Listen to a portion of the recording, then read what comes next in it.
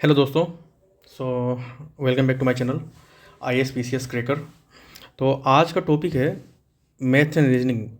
जो हमारा AEDO का सिलेबस है ना, उसमें मतलब एग्ज़ाम में तीन AEDO का जो एग्ज़ाम होगा उसमें तीन पेपर होगा।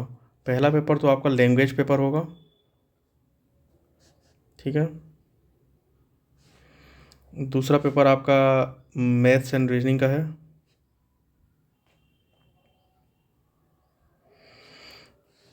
और तीसरा पेपर आपका GS पेपर है, ठीक है। तो ये जो मैथ्स एंड रीजनिंग है ना, ये जो आपका लैंग्वेज पेपर, ये क्वालिफाइंग है,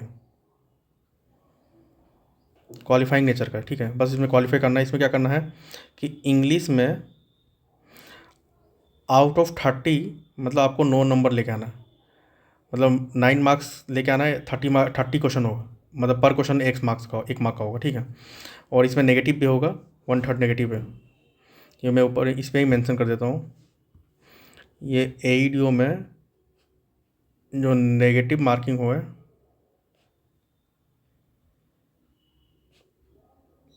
1/3 है, डेट इज़ 0.33, ठीक है। और बाकी हिंदी हिंदी होगा लैंग्वेज पेपर में। हिंदी में आपको 70 क्वेश्चन रहेंगे। तो 70 क्वेश्चन में आपको 21 नंबर लेके आना है।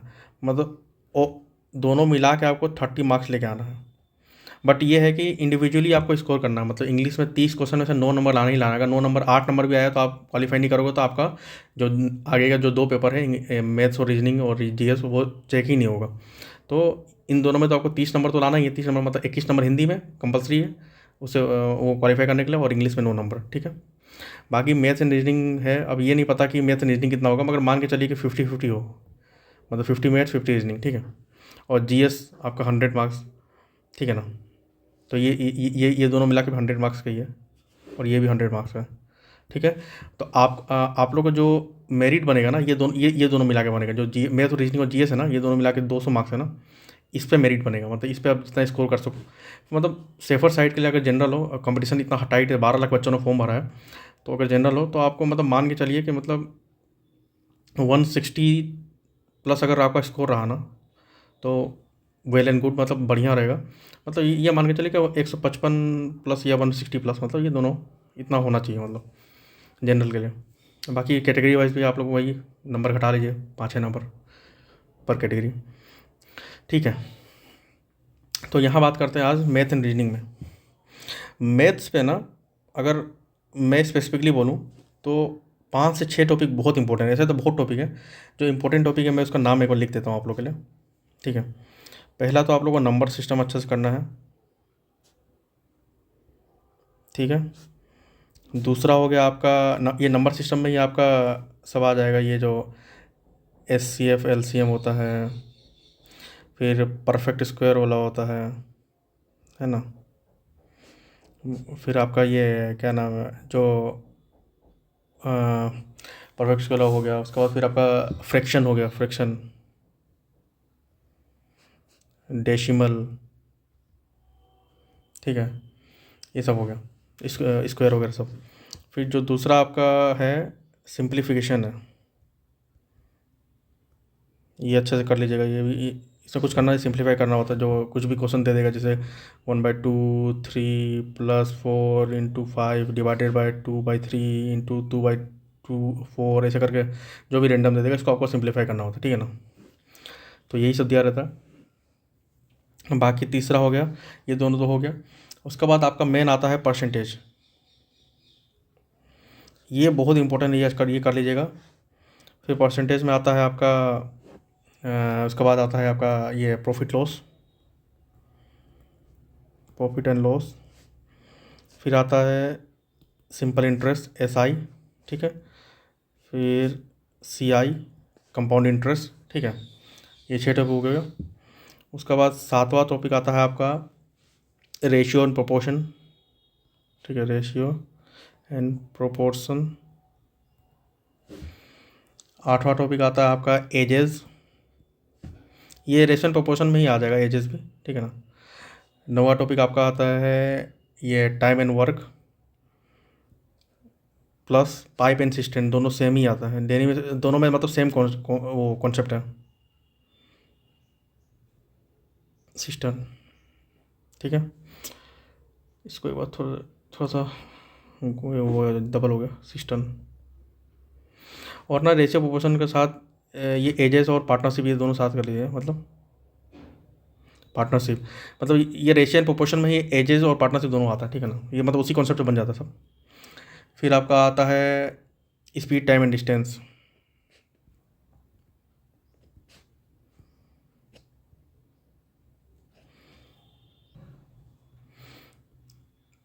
स्पीड टाइम एंड डिस्टेंस में ही आपका मान के चलिए कि एक आता है बोट एंड स्ट्रीम, ठीक है ना, ये इम्पोर्टेंट है। ये 11 टो के आ गया। फिर एवरेज, तो एवरेज के सही ये मिक्सचर एलिगेशन इसी में जो कर लीजिए, ठीक है ना। ये है मतलब 11, ये मेन टॉपिक। अगर अगर आप मुझसे पूछेगा ना कि इसमें कौन कौन सा आपको करके जाना चाहिए एकदम कंपलसरी, तो मैं बताता हूँ आपको इसमें कंपलसरी कौन सा करना चाहिए। नंबर सिस्टम ये अच्छे से कर लीजिए, ठीक है।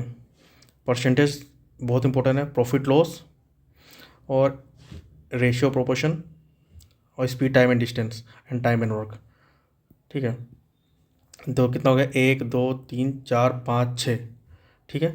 और ऐसा S I C I important है, मतलब कर सकते हैं एस आई ये, ठीक है ना। तो ये मेन सी आई उतना इंपॉर्टेंट नहीं है, ऐसा ही कर सकते हैं, ठीक है।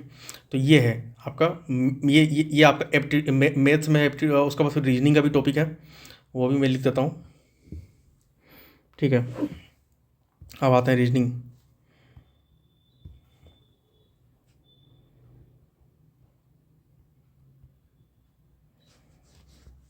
देखिए रीजनिंग में फर्स्ट टॉपिक तो आप लोग कर लीजिएगा, ये क्या ना, एनालॉजी, ठीक है, ये इंपॉर्टेंट है। और उसके बाद फिर आता है आपका कोडिंग डिकोडिंग, ठीक है। ये आपका जो ये सब है ना, कोडिंग डिकोडिंग, ये सब आपका वर्बल है, फिर नॉन वर्बल कोई टॉपिक है। उसके बाद ये ब्लड रिलेशन, फिर चौथा है ये पजल का है, सीटिंग अरेंजमेंट, ठीक है। ऑर्डर एंड रैंकिंग, ठीक है। छठा कर लीजिए आप लोग कैलेंडर, और सातवां कैलेंडर और सातवां क्लॉक, ठीक है। आठवां डाइस और क्यूब, ठीक है। और काउंटिंग ऑफ फिगर, ये बहुत इंपॉर्टेंट है, इसे क्वेश्चन आना ही आना है, एक क्वेश्चन तो आएगा ये जो बोल देगा कि ये कितना ट्राइंगल है कितना स्क्वायर है, ये सब, ठीक है। और 10वां है डायरेक्शन। ये आपका जो ये मैंने बताया ना, ये आपका वर्बल है, वर्बल रीजनिंग आता है इसको बोलते हैं, ठीक है ना। नॉन वर्बल में, अगर नॉन वर्बल में देखा जाए, इसको ये वो स्ट्रेट लाइन खींचते हैं यहाँ से, अगर रुकिए एक मिनट, यहाँ से खींच देता हूँ। नॉन वर्बल में अगर देखा जाए ना, तो पहला ये mirror image, mirror and water image, इन दोनों से क्वेश्चन रहेगा। दूसरा आपका रहेगा जो फिगर सीरीज, ठीक है, ये सब रहेगा। और पेपर कटिंग एंड फोल्डिंग भी रहेगा,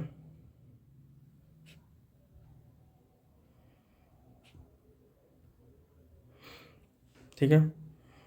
और फिगर एनोलॉजी भी रहेगा।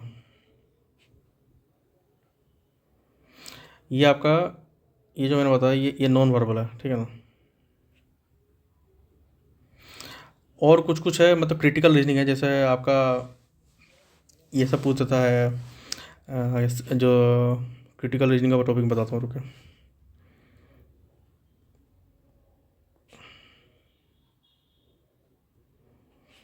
क्रिटिकल रीजनिंग, ठीक है। इसमें आपका आ जाएगा ये सिलोजिज्म होता है, जो ऑल, जैसे ये all all A is B, तो ये ए हो गया, ये पूरा बी हो गया, ऐसा वाला जो आप लोग पढ़े होंगे फिगर बनता है वो उस टाइप का। फिर दूसरा आ गया स्टेटमेंट एंड एजम्पशन। इतना इसमें इसमें ज़्यादातर सिलोजिज्म में पूछेगा मतलब। तो ठीक है, मान के चलिए मैंने मेजर मेजर टॉपिक लिए थे, लिख लेंगे तो बहुत टॉपिक है, ठीक है ना। तो ये लोग देख सकते हैं आप, मैथ्स का ये हो गया और रीजनिंग का ये हो गया। तो ये सब टॉपिक आप अच्छे से कर लीजिए, कवर कर लीजिए, मतलब जो जो मैंने लिखा है मोर देन एनफ है। और इस टॉपिक में अगर आपको कोई भी टॉपिक जैसे नहीं समझ में आता तो आप प्लीज़ डू कमेंट, आप मेरे को कमेंट बताइएगा कि मेरे को ये टॉपिक नहीं समझ आता, मैं इस पर एक वीडियो बना डेडिकेटेड वीडियो बना दूँगा। फिर नेक्स्ट वीडियो में आपको जीएस का बता दूंगा कि जीएस में मतलब जैसे कौन कौन सा मेजर सब्जेक्ट है वो आपको करना है। बाकी क्या मतलब उस सब्जेक्ट में भी कौन कौन सा चैप्टर पढ़ना वो बता दूंगा आपको, ठीक है ना। Thank you guys, please do support my please share my video और मेरे को थोड़ा सपोर्ट कीजिए। Thank you all.